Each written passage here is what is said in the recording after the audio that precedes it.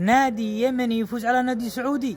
أيوة، نادي يمني يفوز على نادي سعودي، وهذا مش نقص في حق الكرة السعودية ولا الأندية السعودية. الكرة السعودية والأندية السعودية معروفين، لكن هذا يدل أن اليمن فيها مواهب، فيها رجال، والذي بيحققه سواء مع الأندية أو المنتخبات كله جهد شخصي، ما بش لا دعم ولا دوري ولا رواتب ولا أي حاجة.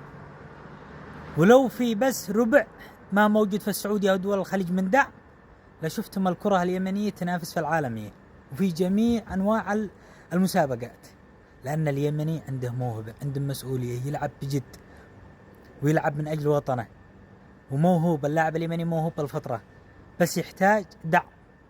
والله لو عندنا ربع دعم ما في الدول الأخرى، لا تشوفوا منتخباتنا ولاعبينا ينافسوا في أكبر المحافل وأكبر المسابقات.